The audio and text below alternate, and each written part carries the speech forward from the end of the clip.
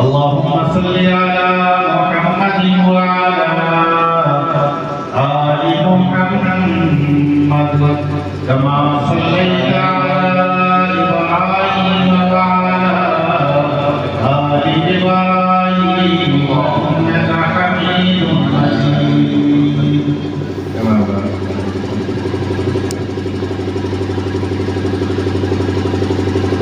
ظالم یہ چاہتا ہے کہ پہچان چھوڑ دے، ظالم یہ چاہتا ہے کہ پہچان چھوڑ دے، گھبرا کے ہم رسول کا فرمان چھوڑ دیں. ظالم یہ چاہتا ہے کہ پہچان چھوڑ دے، گھبرا کے ہم رسول کا فرمان چھوڑ دیں. مرنا ہمیں قبول ہے، مر جانے کی مگر ممکن نہیں کہ دولت ایمان چھوڑ دے. شیر سمجھ نہیں آیا. سبحان اللہ کہیں اتنے دیر میں یہاں ایسا لگے کہ چائے کی دکان لگے سبحان اللہ ہو جائے. اثر کے بعد بات اچھی لگے سبحان اللہ کہیں. دیکھیں ہمارے سارے ساتھ سبحان اللہ ہو جائے. اللہ آج کا یعنی شام محفل سیرت النبی و اصحاب و اصلاح معاشرہ کا انعقاد سرزمین خاطاباد کے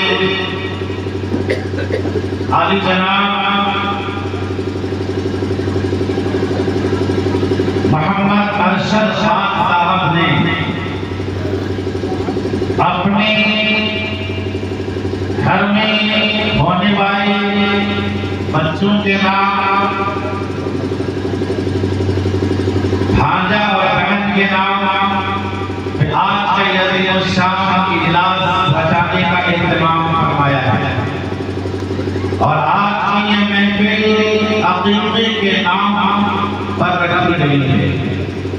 ابھی ہمارے درمیان پیش رو خطیب بہت ہی قیمتی بات پیش کر رہے تھے، اور ساتھ ہی ساتھ ہمارے درمیان شاعر نوجوان، شاعر جھارکھنڈ حافظ و قاری طلحہ قاری صاحب جو دلی سے تشریف لائے ہیں، بہت ہی خوبصورت لب و لہجے کے ساتھ نعت نبی کا نغمہ پیش کر رہے ہیں.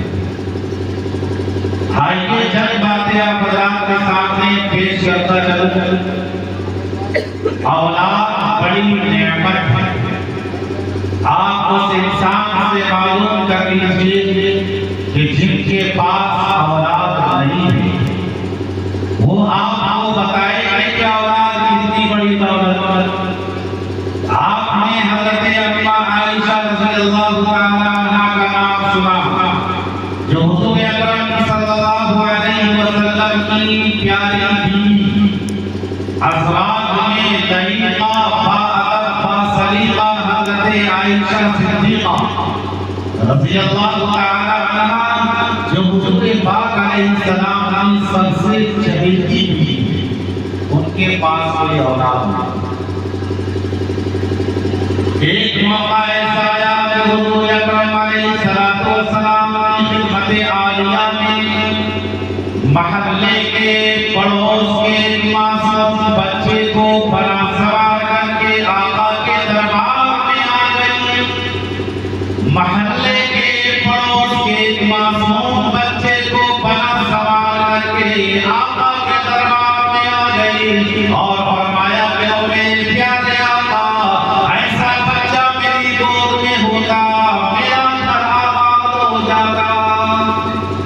محلے کے پڑوس کے ایک معصوم بچے کو بنا سوار کر کے لائی اور کہا آقا کی خدمت مبارکہ میں، اور کیا فرمایا؟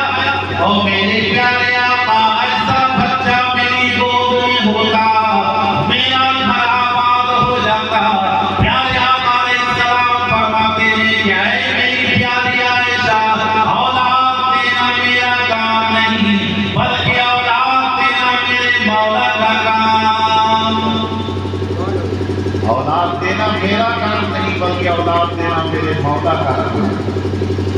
اسی اللہ کا قرآن کہتا ہے اللہ جمیع خزائن اللہ، اے نبی آپ فرما دیجئے، اے نبی آپ بتا دیجئے کہ اللہ کا خزانہ میرے پاس نہیں، بلکہ اللہ کا خزانہ اللہ کے پاس ہے، اور آپ دینے کا خزانہ کسی پیر کے پاس نہیں، کسی مزار والے کے پاس نہیں، کسی فقیر کے پاس نہیں، کسی بزرگ کے پاس نہیں، بلکہ اولاد دینے کا خزانہ میرے مولا کے پاس ہے۔ اولاد دینے کا ٹیبو کہاں ہے؟ اللہ کے پاس۔ اگر اولاد اللہ کے علاوہ کوئی دے دیتا تو حضرت ابراہیم علیہ السلام کی جوانی گزر گئی، بڑھاپے میں قدم رکھ دیا، لیکن اولاد کس سے مانگا؟ کس سے نہیں مانگا؟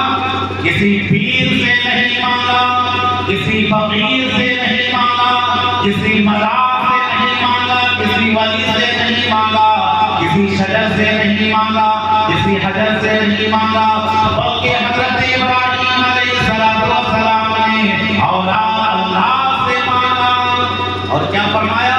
ربی حب لی من الصالحین، اے بندہ نواز، اے مالک کائنات، کرم کر، رحم کر۔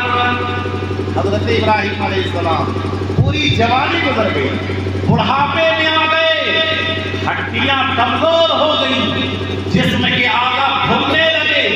اس موقع پر حضرت ابراہیم علیہ السلام نے رب تعالیٰ کے دربار میں عرض کر دیا، ربی حب لی من الصالحین، اے مالک کائنات، رحم کر، کرم کر، اب مجھے اولاد عطا کر۔ حضرت ابراہیم علیہ السلام نے جب مانگ لیا، اللہ نے فرمایا کہ میرے خلیل، اے میرے ابراہیم، تو نے سارے دروں کو چھوڑ کر میرے در پہ مانگا ہے، میں تجھے اولاد دوں گا، اور ایسی اولاد دوں گا کہ جن کے قدموں کی رگڑ سے آب زمزم کا چشمہ جاری ہو جائے گا، اور پوری کائنات میں تیرے بیٹے کی قدم کی رگڑ سے ایک ایسا پانی کا چشمہ جاری کروں گا کہ پوری کائنات میں پانی کا زمزم کا چشمہ جائے گا، اور کوئی ایسا ایمان والا گھر نہیں ہوگا جس کے گھر میں زمزم کا پانی نہیں۔ اولاد مل گئی۔ اب یہاں پر ایک نکتہ میں بتانا چاہوں گا کہ حضرت ابراہیم علیہ السلام نے کیا مانگا؟ ربی حب لی من الصالحین، اے میرے پروردگار، مجھے نیک بیٹا تھا۔ اور ہم کیا مانگتے ہیں؟ اے اللہ مجھے بیٹا دے دے، بیٹا دے دے۔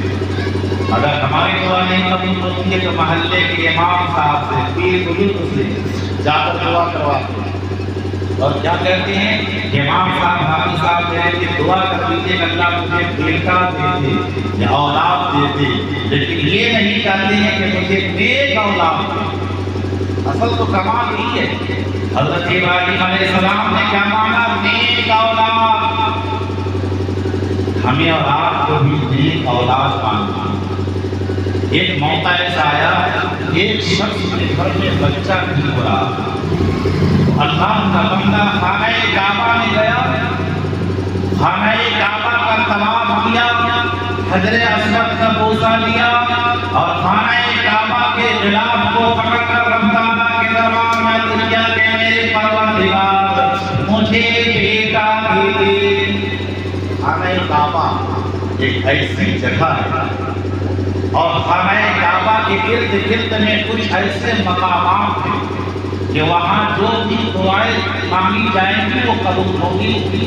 لوگ کہتے تھے، کتابوں میں پڑھتا تھا، لیکن مجھے خود اس کا ذاتی تجربہ ہوا کہ جب میں خانہ کعبہ گیا، خانہ کعبہ کا دیدار کیا، اس کا طواف کیا، اور چند دعائیں میں نے ایسی مانگی اپنی زندگی کے حق میں، الحمدللہ وہ دعائیں مجھے قبول ہوئی۔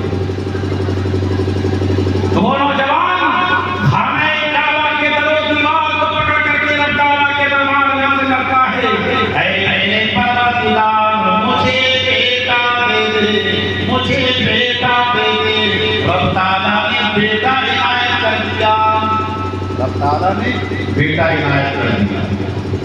اب کچھ دنوں کے بعد جب وہ بچہ کشا کشا جوان ہوا، تو بیٹا نافرمان نکل گیا، بیٹا ناہنجار نکل گیا، بیٹا ماں باپ کے ساتھ بدتمیزی کرنے والا نکل گیا۔ اب جس باپ نے خانہ کعبہ کے سامنے، جس باپ نے خانہ کعبہ کے در و دیوار کو پکڑ کر اولاد کی دعا مانگی تھی، وہی اولاد، وہی بیٹا خانہ کعبہ کے در و دیوار کو پکڑ کر رب تعالیٰ کے دربار میں یہ کہتا ہے کہ اے میرے پروردگار، میرے ابا کو ہلاک کر دے، برباد کر۔ کیوں؟ اس لیے کہ بیٹا نافرمان نکل گیا، نافرمانی کی تحریک پہ چلا گیا، دنیاوی لذیذات میں ڈوبتا چلا گیا۔ تب جب باپ نے سختی کی، مارا، ڈانٹا، دھمکا، تو بیٹا اپنے ماں باپ کی نافرمانی کرتے ہوئے خانہ کعبہ کے در و دیوار کو پکڑ کر اپنے باپ کے لیے بربادی کی دعا مانگتا۔ یہ کب ہوتا ہے؟ جب ہم نیک اولاد نہیں مانگتے ہیں تب۔ اس لیے ہم اور آپ کو جب اولاد مانگنا ہے تو نیک اولاد رب تعالیٰ کے دربار میں عرض کرے کہ میرے پروردگار مجھے نیک اولاد عطا کر۔ نیک اولاد بہت بڑی دولت ہے۔ اب نیک اولاد حاصل کیسے ہوگی؟ اس کا طریقہ یہ ہے کہ جب اہلیہ حالت حمل کے اندر تو مرد پر یہ ذمہ داری بنتی ہے کہ شوہر حلال غذا کما کر کے آئے اور اپنی اہلیہ کو حلال غذا کھلائے۔ عورت پر پیٹ میں پلنے والے بچے، پیٹ میں پلنے والے بچے کے ماں پر یہ ذمہ داری بنتی ہے کہ ماں قرآن کی تلاوت کرے، نماز کا اہتمام کرے، ذکر و اذکار کرے، درود پاک پر ہدیہ پیش کرتی رہے۔ ان اعمال کے کرنے سے پیٹ میں پلنے والا بچہ دنیا میں آئے گا تو نیک بچہ بنے گا، اور جب بچہ دنیا میں آ جائے تو ماں پر یہ ذمہ داری بنتی ہے کہ وضو کر کے دودھ پلائے۔ آج ہم ایسا زمانہ آ گیا ہے کہ ہماری مائیں اپنے بچوں کو دودھ بھی پلا رہی ہیں اور ایک ہاتھ سے ٹی وی کا ریموٹ کنٹرول بھی اپنے ہاتھ میں بدل کر۔ تو کیا ہمارے گھر میں غوث سلطانی پیدا ہوگا؟ کیا ہمارے گھر میں خواجہ امین پیدا ہوں گے؟ کیا ہمارے گھر میں عبد القادر جیلانی پیدا ہوں گے؟ ایک اور دور تھا کہ جب مائیں وضو کر کے دودھ پلاتی تھی تو بچہ جب دنیا میں آتا تھا یا دنیا میں آ کر قدم بڑھاتا تھا تو بیٹا غوث سلطانی پیدا ہوتا تھا، بیٹا خواجہ مدنی جنم لیتا تھا۔ ایک زمانہ تھا کہ حضرت ٹیپو سلطان کا آپ نے نام سنا ہوگا، وہ جنگل کو گئے، سامنے سے شیر آیا، ان کے ساتھ انگریز افسر بھی موجود تھا، سامنے سے شیر آیا، ان کے انگریز افسر نے شیر سے مقابلہ کرنا چاہا، یعنی ریوالور سے حملہ کرنا چاہا۔ حضرت ٹیپو سلطان نے کہا کہ میرے رہتے ہوئے ریوالور سے حملہ کیا جائے گا، وہ ہاتھی سے کود پڑے اور شیر سے مقابلہ کرنے لگے، اور مقابلہ کرتے کرتے کافی حد کو کر کے بعد شیر کے ٹکڑے کر دیا۔ ان کے والد حضرت حیدر علی سارا معاملہ دیکھ رہے تھے، وہ دوڑے دوڑے گھر آئے اور کہا کہ آج تو میرے بیٹے نے کمال کر دیا، آج تو میرے بیٹے نے کمال کر دیا۔ کیا کمال کر دیا؟ کمال یہ کر دیا کہ آج تو بیٹے نے شیر کے ٹکڑے کر دیا۔ اس وقت امی جان نے حضرت فاطمہ بیگم نے کہا اس میں ٹیپو سلطان کا کوئی کمال نہیں ہے، اس میں اس کی ماں کا کمال ہے، اس کی ماں کا کمال ہے۔ کیا کمال ہے؟ ماں کہتی ہے اس میں میرا کمال ہے، ماں کہتی ہے ٹیپو سلطان کی ماں اس میں میرا کمال ہے، اور میرا کمال یہ ہے کہ میں نے اپنے بیٹے کو بغیر وضو کے کبھی دودھ نہیں پلایا۔ جب ماں وضو کر کے دودھ پلاتی ہے تو بیٹا وقت کا ٹیپو سلطان کا، جب ماں وضو کر کے دودھ پلاتی ہے تو بیٹا وقت کا عبد القادر جیلانی ہوتا ہے، جب ماں وضو کر کے دودھ پلاتی ہے تو بیٹا خواجہ امین ہوتا ہے۔ اولاد بڑی نعمت ہے۔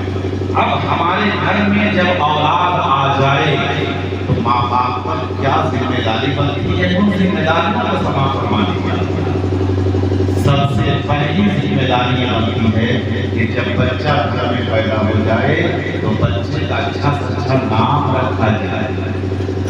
اب تو لوگ نام رکھنے لگے۔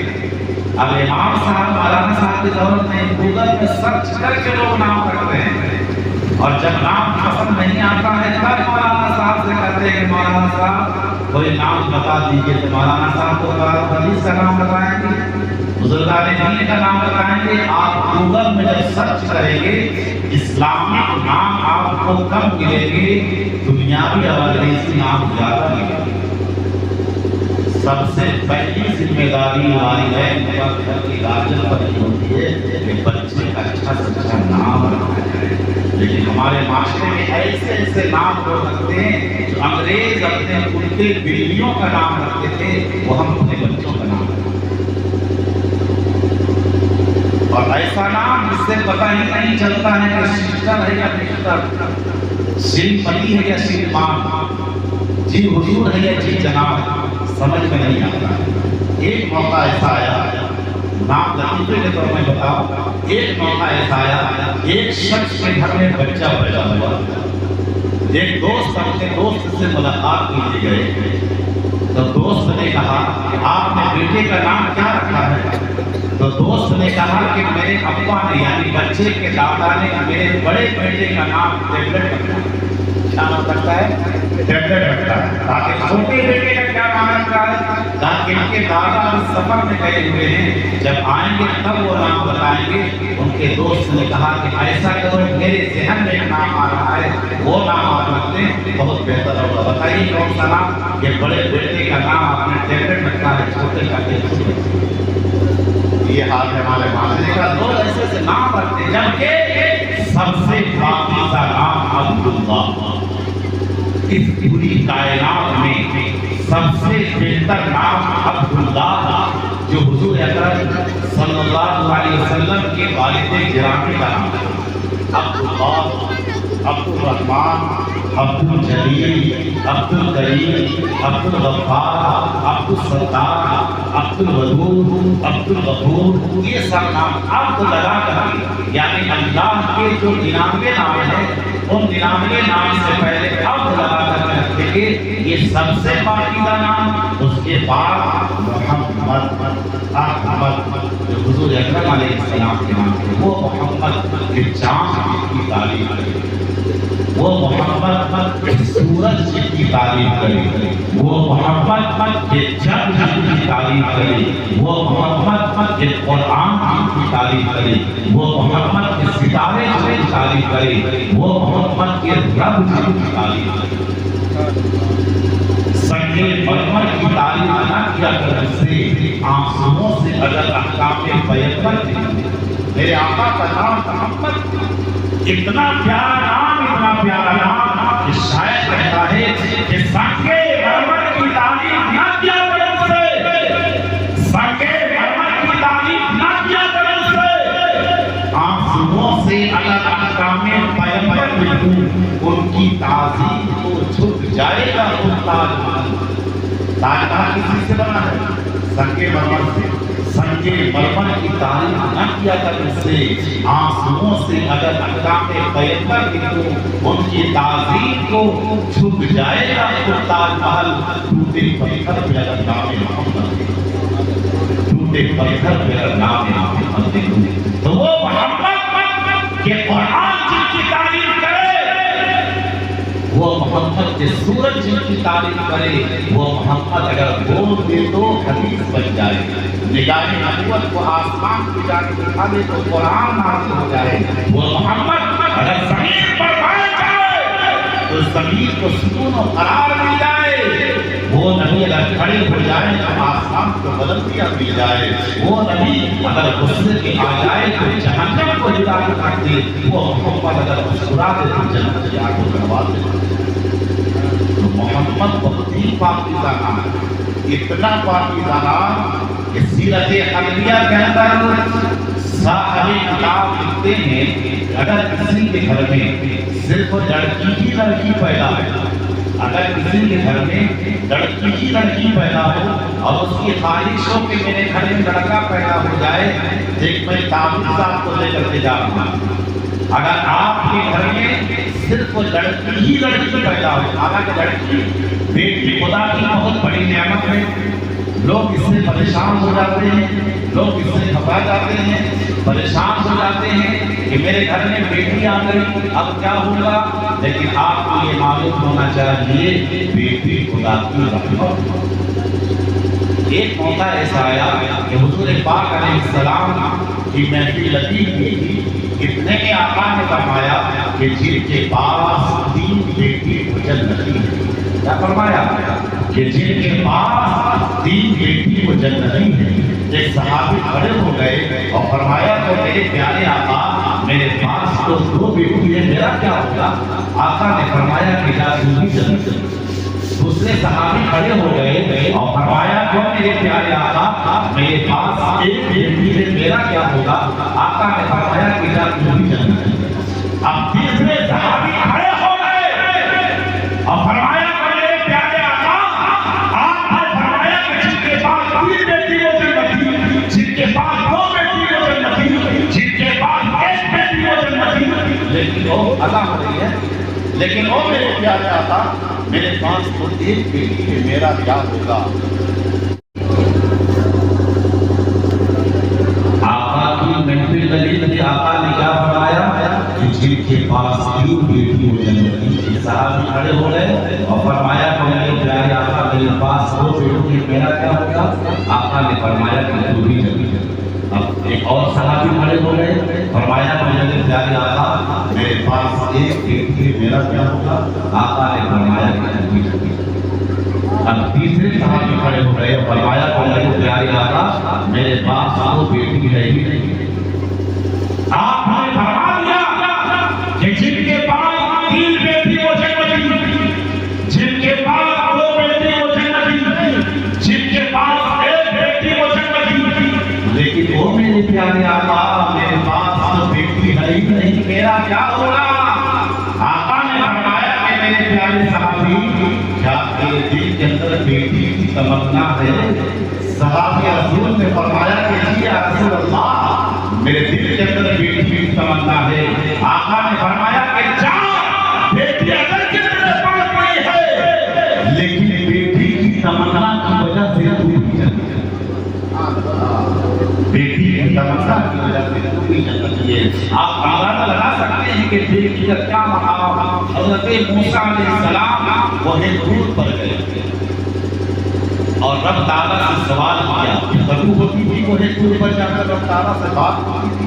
حضرت موسیٰ کلیم اللہ فرمایا کہ میرے پروردگار، اگر آپ اپنے بندے سے خوش ہوتے ہیں تو ان کے ساتھ کیا معاملہ کرتے ہیں؟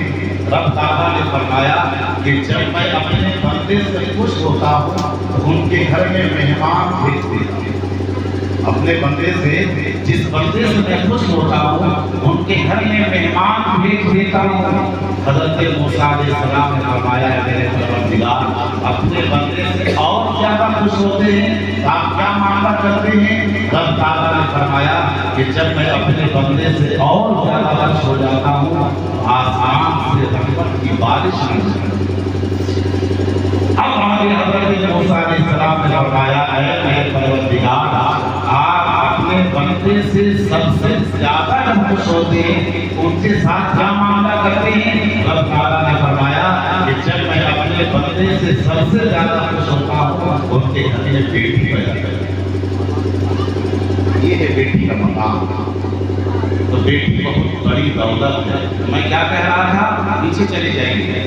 محمد، اگر کسی کے گھر میں صرف لڑکی پیدا ہو اور آپ کو یہ تمنا ہو کہ میرے گھر میں لڑکا آ جائے، تو پیٹ میں جب بچہ پل رہا ہو، ماں کے پیٹ میں جب بچہ پل رہا ہو، اسی وقت آپ کے دل و دماغ میں بیٹھائے کہ جب بچہ دنیا میں آئے گا تو میں اس بچے کا نام محمد رکھ دوں گا، میں اس بچے کا نام محمد رکھ گا۔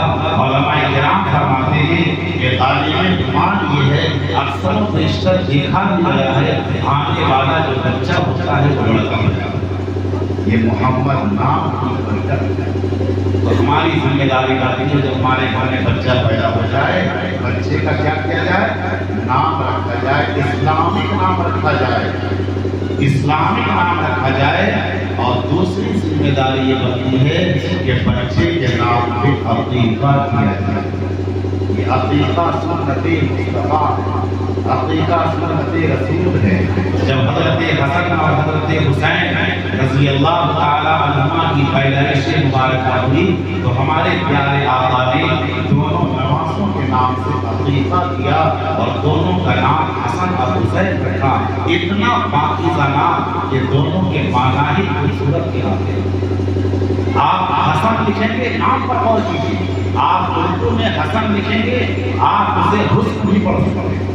آپ حسن لکھیں گے، اسے حسن بھی پڑھ سکتے ہیں، اور آپ حسین لکھیں گے، آپ اسے حسین بھی پڑھ سکتے ہیں۔ کتنا پیارا نام رکھا ہے میرے آقا نے حضرت حسن اور حسین کا۔ ان دونوں کے نام پہ عقیقہ کیا۔ یہ عقیقہ سنت رسول ہے۔ عقیقہ کرنے سے کیا ہوتا ہے؟ بچے کے اوپر جو بلائیں، مصیبت، تکلیف، پریشانی، بیماری آنے والی ہوتی ہے، عقیقہ کی برکت سے رب تعالیٰ ساری تکلیفوں کو، بیماریوں کو ٹال دیتے ہیں۔ لیکن آج ہمارے معاشرے میں کیا حال ہے؟ عقیقہ جو نہیں کرتے ہیں، برتھ ڈے کے نام پر ہزاروں لاکھوں روپے خرچ کرتے ہیں، جبکہ یہ برتھ ڈے عیسائیوں کا طریقہ، یہ برتھ ڈے غیروں کا طریقہ ہے۔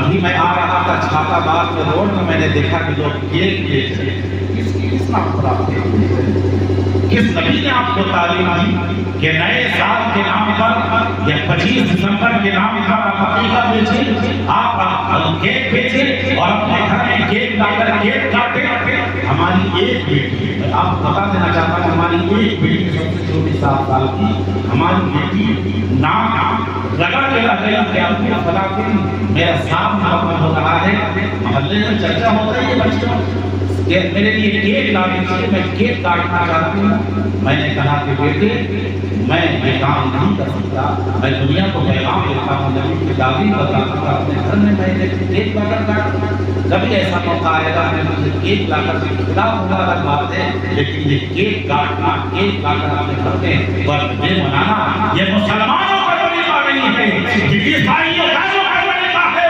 میرے نبی کا طریقہ یہ ہے کہ جب بچہ پیدا ہو جائے بچے کے نام کا عقیقہ کر دیا جائے، برتھ ڈے منانا تو یہ خود عیسائیوں کا طریقہ ہے۔ آپ اس طریقے میں کامیابی تلاش کر رہے ہیں، آپ غیروں کے طریقے میں کامیابی تلاش کر رہے ہیں۔ بزرگ دوست اگر آپ کو کامیابی تلاش کرتی ہے تو نبی کے دامن میں آकर کامیابی تلاش کر لیجیے، آپ دونوں جہاں کی کامیابی ہے درکار ہے، دونوں جہاں کی کامیابی ہے درکار ہے۔ ہاں دامن آپ کا نبی کے دامن کو تھامے۔ آپ کامیابی چاہتے ہیں تو نبی کے دامن آ جائے، نبی کی سنت کو زندگی میں لائے، قسم خدا کی بزرگ دوستو یہاں بھی کامیاب ہو جائیں گے۔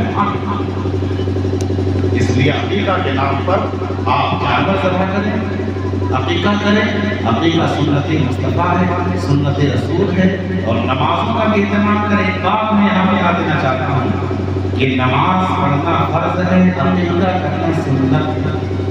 عقیقہ کرنا سنت ہے، لیکن بعض ہمارے مسلمان گھروں میں کیا ہوتا ہے، عقیقہ اہتمام سے کیا جاتا ہے، نمازوں سے دور ہوتے ہیں۔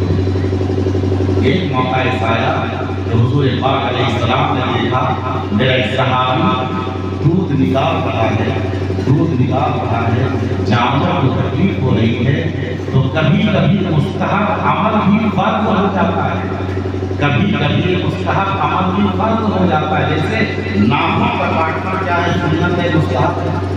لیکن اس صحابی کا ناخن بڑھا ہوا تھا، آقا نے فرمایا اے میرے پیارے صحابی، تیرے ناخن کی وجہ سے اس جانور کو تکلیف ہو رہی ہے، ناخن کاٹنا تو سنت ہے، لیکن تیرے ناخن ابھی بڑھے ہوئے ہیں، اس ناخن بڑھے ہونے کی وجہ سے تو دودھ نکال رہا ہے، جانور کو تکلیف ہو رہی ہے، ایسے موقع پر ناخن کا کاٹنا فرض ہو جاتا ہے۔